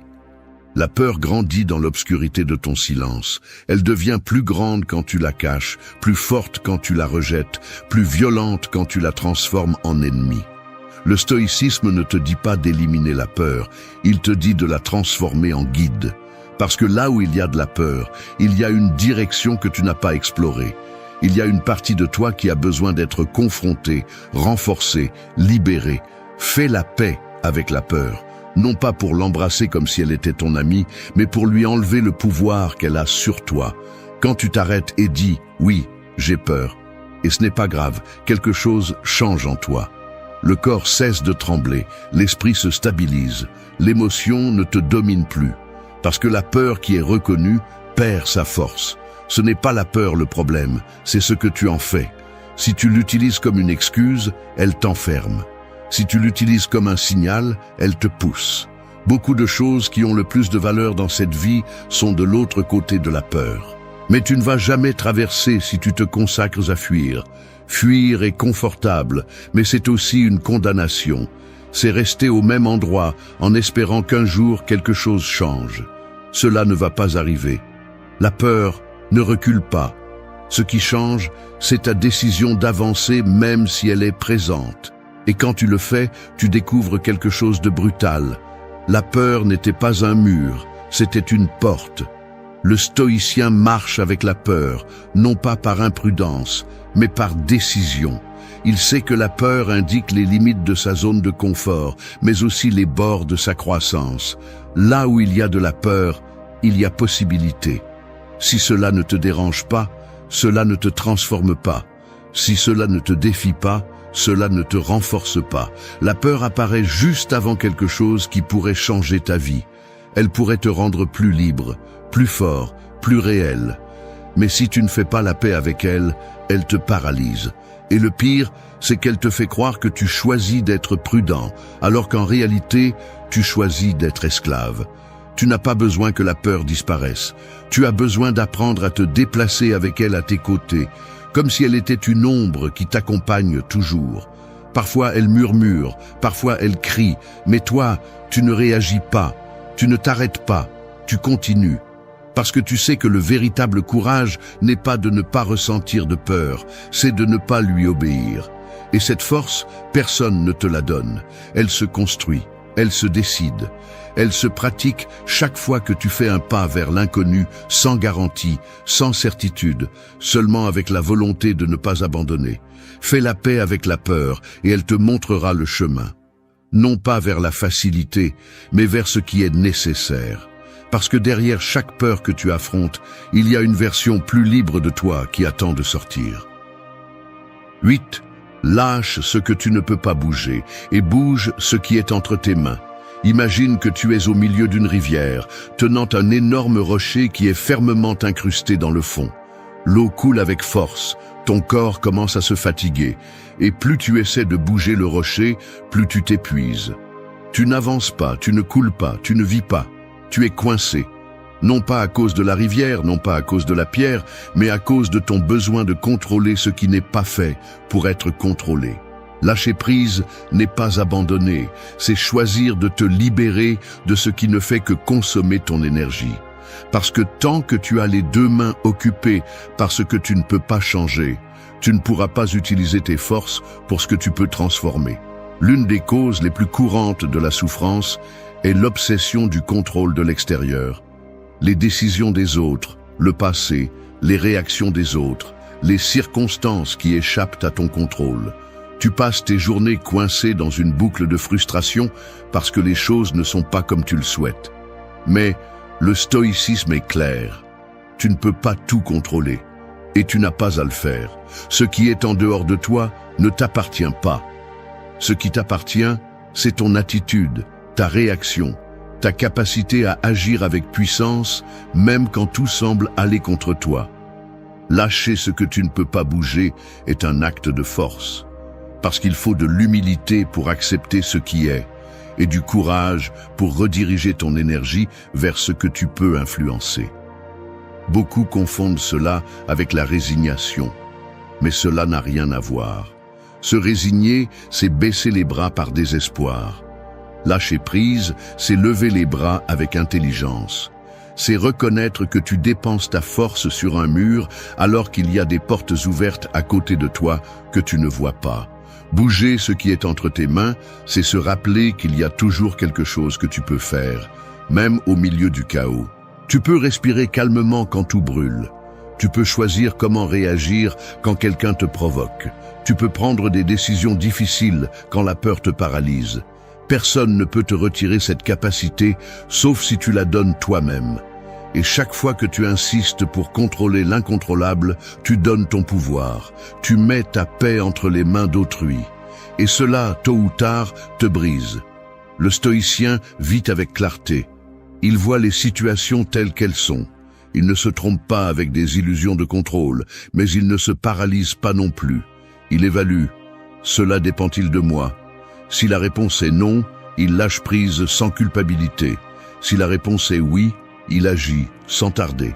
Cette simple distinction lui permet de conserver son énergie, son attention et son équilibre.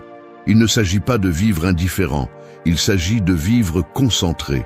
Parce que chaque seconde que tu investis dans quelque chose que tu ne peux pas changer est une seconde de moins que tu as pour transformer ce qui est en ton pouvoir. Lâcher prise n'est pas facile, parce que l'ego veut contrôler, parce que la peur veut des garanties, parce que l'esprit veut des certitudes. Mais vivre ne consiste pas à avoir un contrôle total. Il s'agit d'avoir la force d'avancer même sans lui. Quand tu lâches prise, tu te libères du poids inutile. Quand tu te concentres sur ce que tu peux bouger, tu découvres que tu n'as pas besoin de dominer le monde pour dominer ta vie. tu as juste besoin de reprendre le contrôle de toi-même.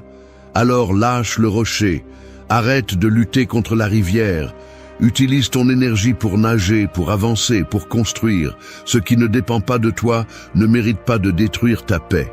Et ce qui dépend de toi mérite toute ton attention, ta force et ton engagement. Il y a une version de toi qui attend parmi les décombres. Elle ne crie pas, ne se plaint pas, ne pleure pas. Elle t'observe simplement en silence, se demandant quand tu auras le courage de venir la chercher. Parce que oui, tu le sais, tu t'es laissé tomber. Pas d'un coup, mais lentement, cédant un peu plus chaque jour, avalant des mots, supportant l'insupportable, éteignant ta lumière pour ne pas déranger. Et maintenant tu es ici, avec une vie qui ne te ressemble pas, une voix intérieure qui ne s'entend presque plus, et une force que tu ressentais autrefois, transformée en fatigue. Mais j'ai une nouvelle pour toi. Personne ne viendra te sauver. Et cela, loin d'être une tragédie, est ta plus grande opportunité. Parce que quand tu comprends que la reconstruction ne dépend de personne, tu deviens imbattable. C'est un appel brutal, inconfortable, nécessaire. Non pas pour te transformer en quelqu'un de nouveau, mais pour te rendre à toi-même. À qui tu étais avant la peur, avant le bruit, avant tous ces « oui » que tu as dit en voulant crier un « non ». La philosophie stoïcienne n'est pas seulement un courant de pensée, c'est un outil pratique pour couper tout ce qui t'affaiblit, pour arrêter de réagir comme une marionnette et commencer à agir avec un but, pour te reconstruire non pas à partir de la fantaisie, mais de la réalité, crue, difficile, mais libératrice. Au cours de ces 8 leçons, tu vas devoir affronter des vérités qui font mal, mais qui guérissent aussi. Tu vas devoir rompre des pactes avec d'anciennes versions de toi. Tu vas devoir brûler des cartes et marcher sans certitude. Mais si tu le fais, tu récupéreras quelque chose qu'aucun bruit extérieur ne pourra te reprendre, ton centre. Et de là, de ce calme féroce, tu te relèveras. Pas comme avant, mais plus toi que jamais. 1. Éteignez le bruit qui éteint votre lumière. Il y a des phares qui ont été construits pour résister aux tempêtes, pour guider dans l'obscurité la plus totale. Mais même eux peuvent devenir inutiles s'ils sont recouverts de bandages. C'est ainsi que fonctionne votre esprit lorsqu'il est plein de bruit. Peu importe la quantité de lumière que vous avez en vous, si vous êtes entouré de distractions, de voix étrangères, d'opinions constantes, d'exigences absurdes, cette lumière finit par s'éteindre. Non pas parce qu'elle n'existe plus, mais parce qu'elle a été réduite au silence par tout ce qui n'est pas vous. Nous vivons à une époque où le bruit est devenu la norme. Tout le monde crie, donne son avis, pointe du doigt, exige. On vous inonde de conseils que vous n'avez pas demandés, de comparaisons déguisées en inspiration, d'une fausse urgence d'être réussi, productif et heureux 24 heures sur 24. Et au milieu de tout cela, votre essence se dilue. Le véritable problème n'est pas que le bruit existe, c'est que vous le laissez entrer. Vous le nourrissez, vous le consultez. Vous vous installez dedans comme s'il faisait partie de vous. Mais ce n'est pas le cas. Les stoïciens l'avaient bien compris. L'un des plus grands ennemis de l'âme est l'excès de stimulation. Vous ne pouvez pas penser clairement si votre esprit est saturé. Vous ne pouvez pas prendre des décisions judicieuses si vous réagissez constamment à ce que les autres font ou disent. Épictète disait que ce ne sont pas les choses qui nous dérangent, mais nos opinions sur elles. Et si votre opinion sur vous-même est contaminée par le bruit extérieur, alors vous ne savez même pas qui vous êtes vraiment. Éteindre le bruit ne signifie pas vous isoler du monde. Cela signifie filtrer, être brutalement sélectif avec ce que vous laissez entrer dans votre esprit. Si quelque chose ne vous construit pas, il vous détruit. Si une voix ne vous apporte pas de clarté, elle vous confond. Si une opinion ne vous rend pas plus fort, elle vous affaiblit. Vous devez prendre le contrôle de votre espace mental comme s'il s'agissait d'un temple sacré, parce que c'est le cas. C'est l'endroit où se forgent vos décisions, votre caractère et votre destin. Cela implique des décisions inconfortables. Arrêtez de suivre certains comptes. Vous éloigner des personnes qui parlent pour parler. Dire non à des conversations vides, à des notifications constantes, à ce besoin addictif d'être toujours disponible. Et surtout, cela implique de faire face au silence. Parce que là, lorsque le bruit s'éteint, tout ce que vous aviez évité de regarder apparaît. Vos peurs, vos désirs réels, vos blessures, votre vérité. Et oui, au début ça fait mal, mais cette douleur est le début de votre nettoyage interne. Le bruit a une fonction, vous distraire. Parce que tant que vous êtes distrait, vous ne grandissez pas, vous ne pensez pas, vous ne choisissez pas librement. Il vous emporte, et c'est ainsi que vous passez votre vie à survivre en pilote automatique, à répéter ce que vous voyez, à réagir sans intention. C'est pourquoi éteindre le bruit est un acte de rébellion, un cri silencieux qui dit « Tu ne vas pas me gouverner ». Lorsque vous commencez à protéger votre esprit, quelque chose change. Votre lumière revient. Vos pensées redeviennent les vôtres. Votre intuition s'affine. Vous ne dépendez plus de ce que tout le monde dit, parce que vous avez appris à vous écouter. Vous avez créé en vous un espace de clarté où vous pouvez vous tenir debout, même si le monde brûle à l'extérieur.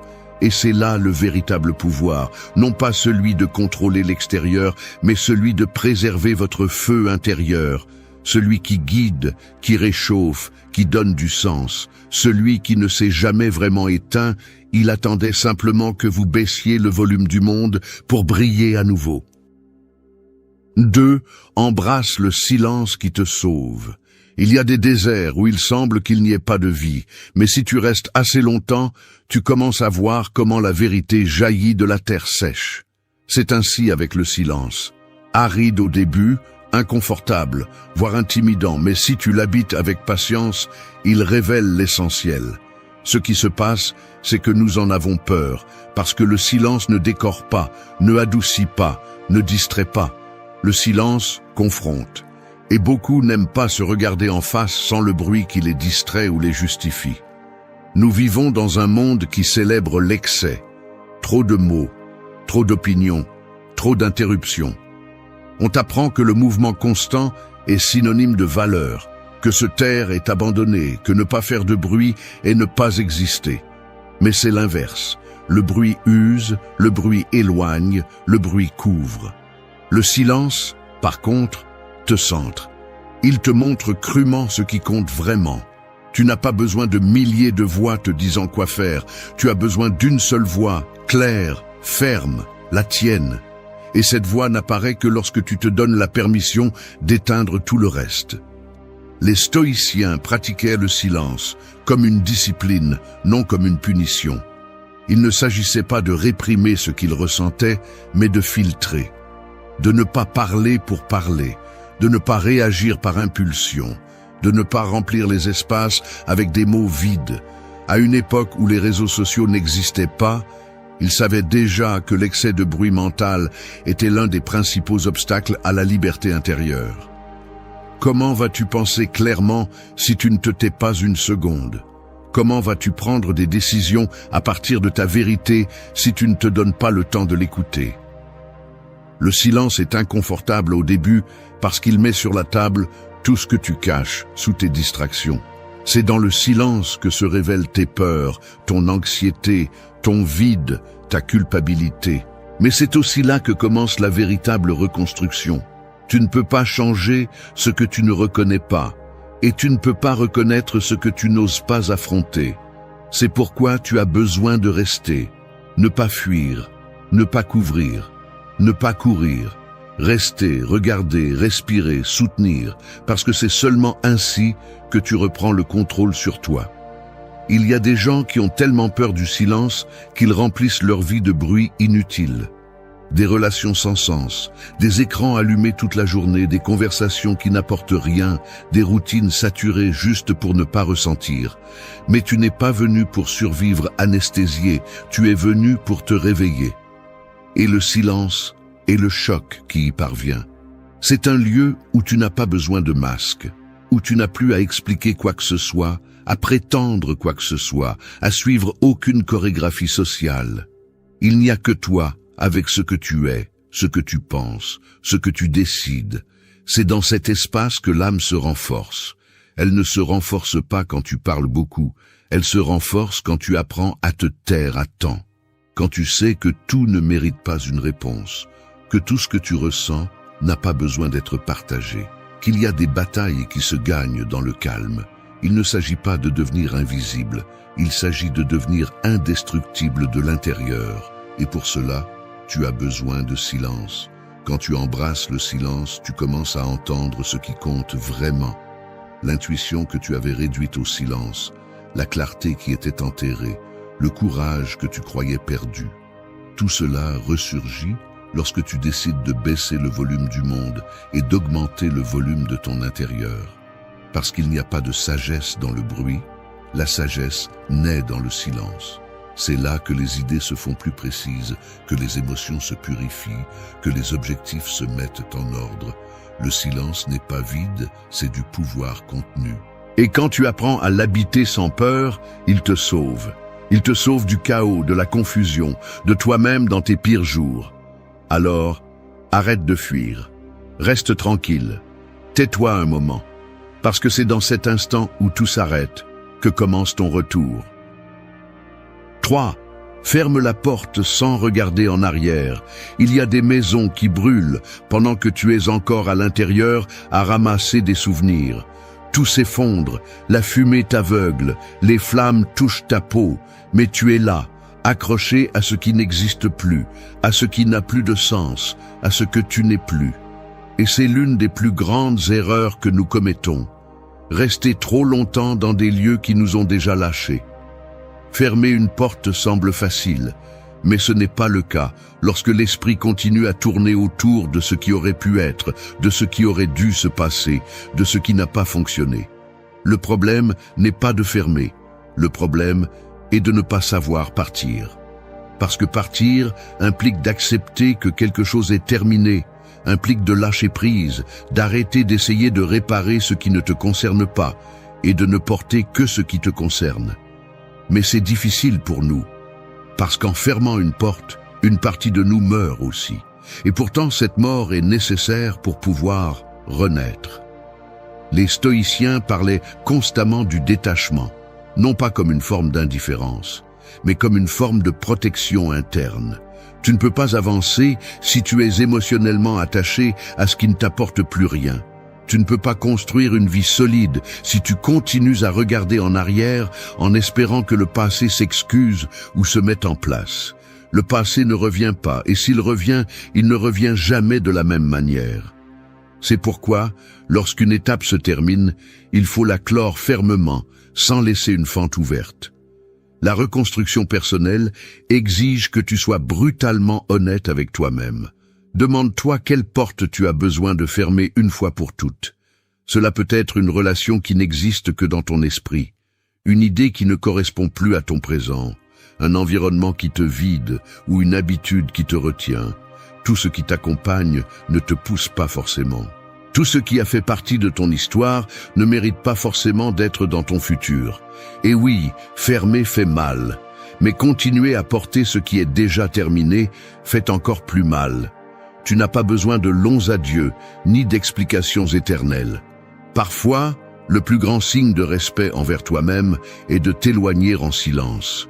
Non pas pour punir l'autre, mais pour protéger ta paix. La clôture ne se fait pas toujours avec des applaudissements ou de la gratitude. Parfois elle est froide, parfois elle est inconfortable, mais elle est toujours nécessaire. Parce que chaque porte que tu ne fermes pas devient une fuite d'énergie, une ancre qui te maintient attaché à une version de toi qui ne correspond plus à ce que tu es en train de construire. Ferme sans regarder en arrière. Non pas par fierté, mais par dignité. Non pas par haine, mais par amour propre. Parce que regarder en arrière pendant que tu avances ne sert qu'à te faire trébucher. La direction de ton regard définit la direction de ta vie. Si tu restes concentré sur ce que tu as perdu, tu ne verras pas ce que tu peux gagner. Si tu continues à attendre un signe d'un endroit qui ne t'appartient plus, tu resteras bloqué pendant que la vie continue. La véritable force n'est pas dans la résistance, elle est dans le lâcher-prise. Dire « ça suffit » et le tenir sans trembler. Marcher, même si tu n'as pas le prochain pas clair, mais sachant que ne pas revenir en arrière est déjà une façon d'avancer. C'est dans cette décision que naît le véritable pouvoir, celui qui ne dépend de personne d'autre, celui qui se construit avec détermination, celui qui persiste même lorsque tout autour vacille. Ferme cette porte. Ne mets pas ton oreille de l'autre côté. Ne regarde pas par la fente. Ne répète pas les mêmes scènes dans ta tête comme si tu pouvais les éditer.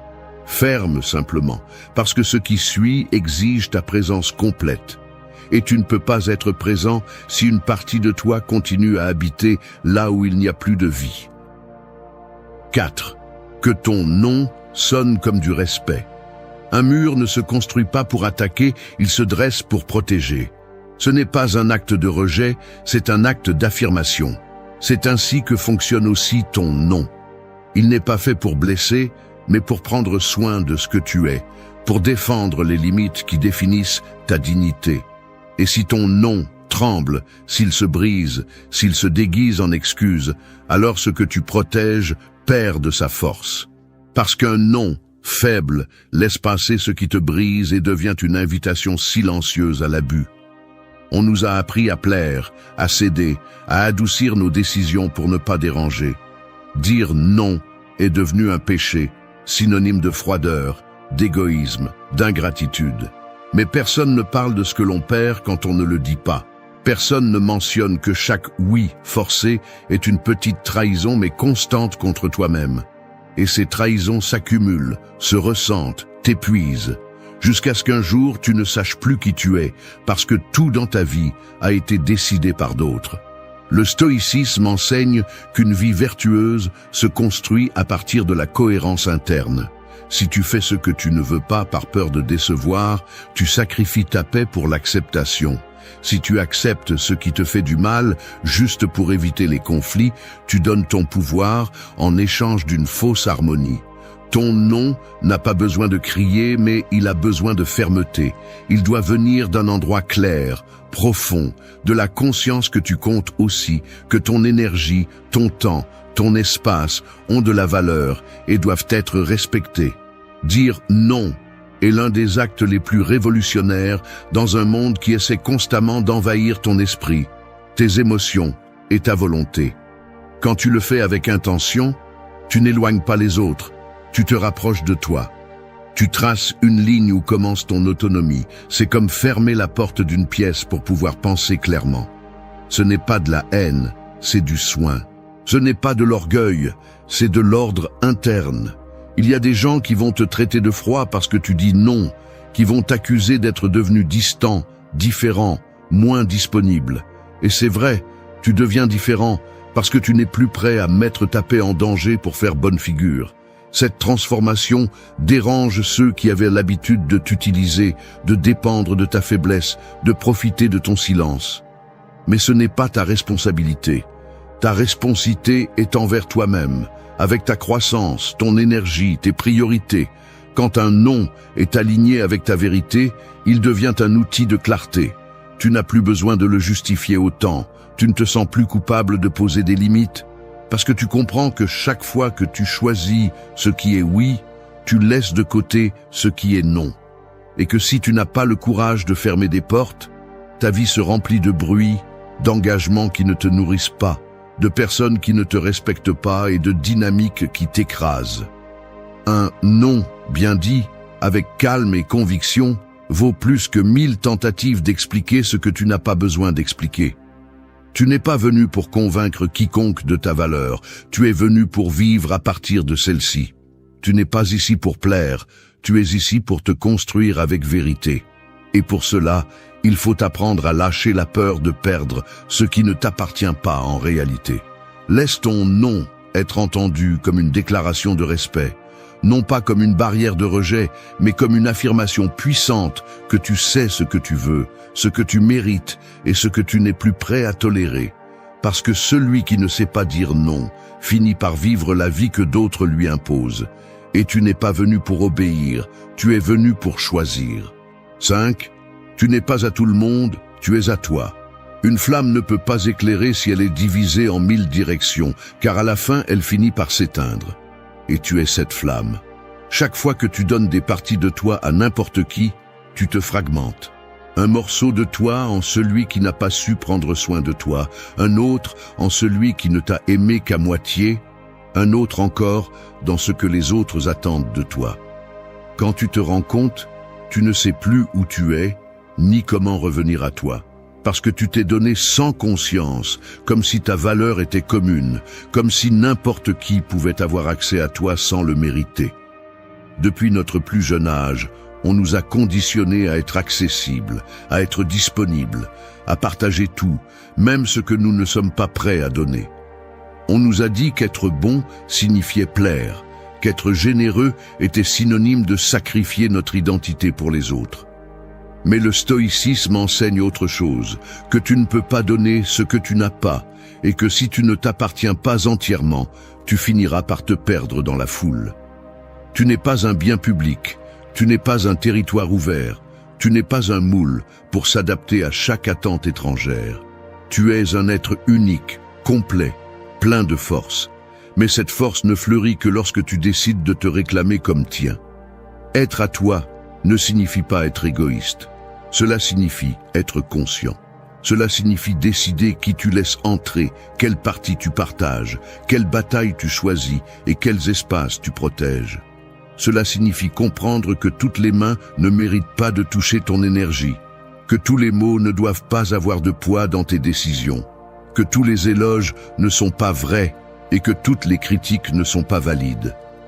Quand tu vis en essayant de plaire à tout le monde, tu oublies de te plaire à toi-même. Et c'est plus grave qu'il n'y paraît, car sans une estime de soi solide, n'importe quelle opinion te fait tomber. Ce chemin exige que tu prennes une décision ferme.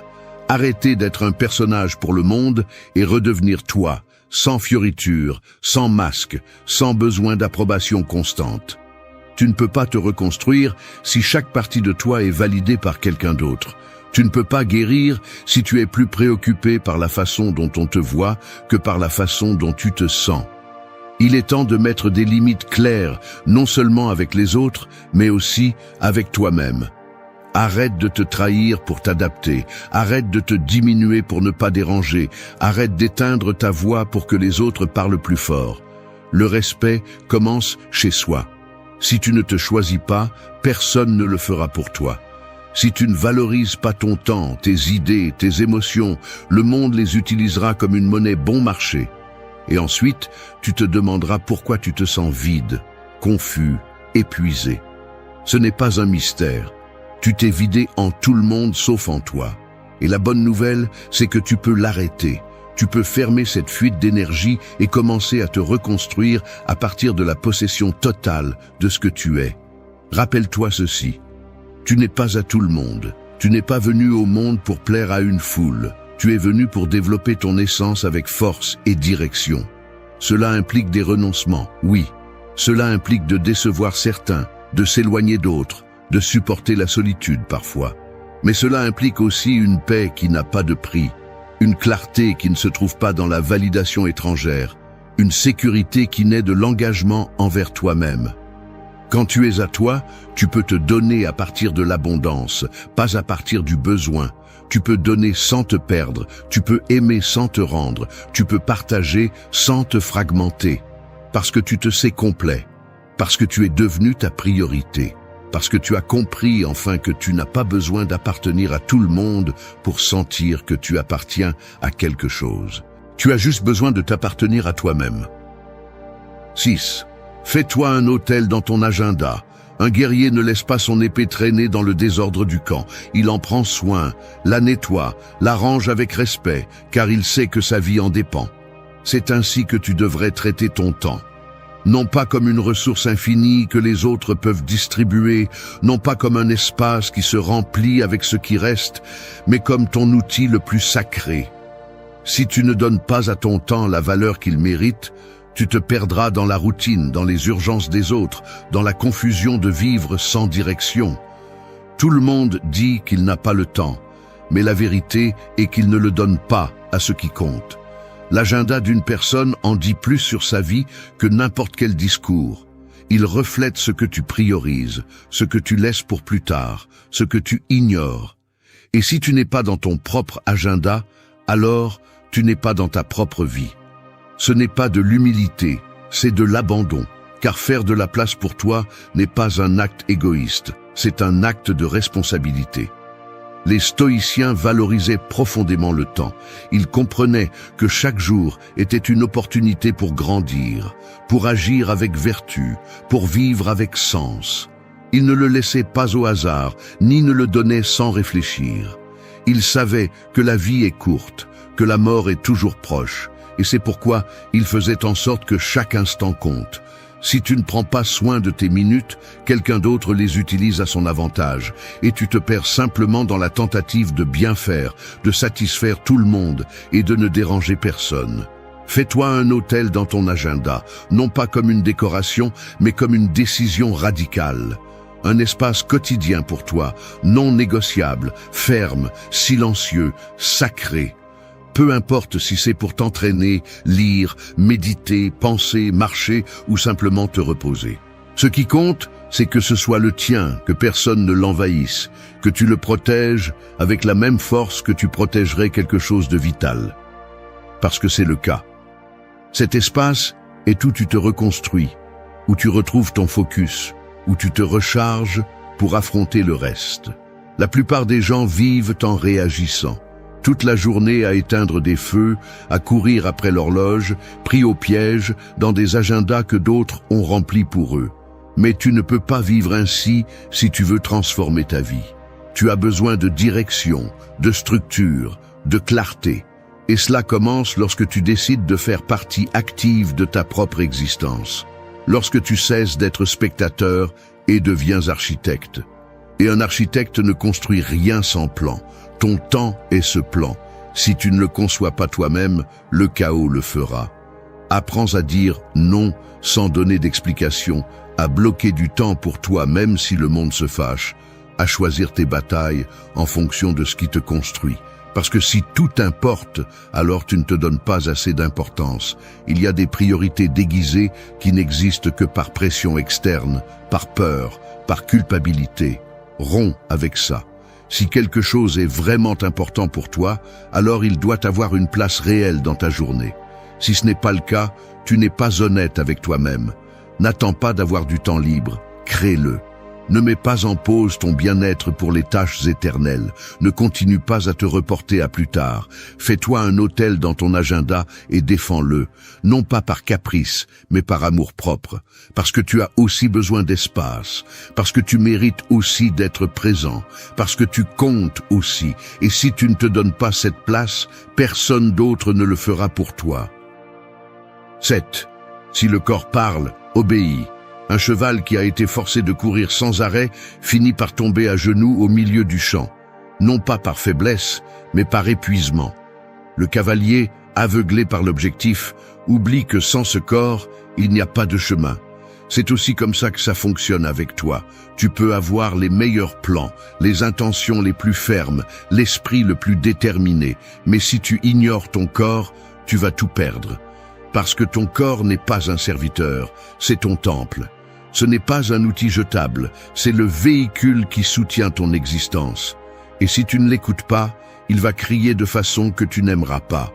Des douleurs que tu ignores, de la fatigue que tu déguises en paresse, de l'insomnie que tu justifies par du café, des malaises que tu minimises parce qu'il y a des choses plus importantes. Mais rien n'est plus important que la base à partir de laquelle tu fais tout. Le stoïcisme ne promeut pas la déconnexion du corps. Au contraire, il promeut la conscience totale de l'être. Corps, esprit, âme. Les trois travaillent ensemble, pas en guerre. Marc Aurèle écrivait que le corps est comme un partenaire qui doit être traité avec respect, parce que si ça casse, tout casse avec toi. Parfois, nous confondons la discipline avec la maltraitance. Nous nous disons que nous sommes forts parce que nous travaillons sans arrêt, parce que nous nous entraînons sans repos, parce que nous vivons avec une tension constante. Mais ce n'est pas de la force, c'est de l'autodestruction lente. La vraie discipline sait aussi quand s'arrêter, quand respirer, quand lâcher prise. Parce que tu ne peux pas donner 100% si tu fonctionnes à 30%. Tu ne peux pas soutenir ta vision si ton corps se soutient à peine. Et aussi fort que tu essaies, tôt ou tard ton corps réclamera tout ce que tu lui as refusé. Apprendre à écouter son corps n'est pas céder à la paresse, c'est développer de la sensibilité. C'est reconnaître qu'il y a des jours pour pousser et des jours pour prendre soin. Que la douleur constante n'est pas une partie du progrès, mais un signal d'alerte. Que la fatigue accumulée ne te rend pas plus courageux, juste plus vulnérable. Et si tu ne fais pas de pause par choix, tu les feras par obligation. Le corps s'exprime, toujours. Tu décides si tu l'écoutes quand il chuchote ou quand il ne peut plus. Le bruit extérieur nous fait souvent nous déconnecter. Il nous demande de produire, de répondre, d'avancer, de prétendre. Et toi, au milieu de tout ça, tu arrêtes de te sentir. Mais le corps n'oublie pas. Il garde tout, tes émotions, tes peurs, tes tensions, ton histoire. Et un jour, il explose.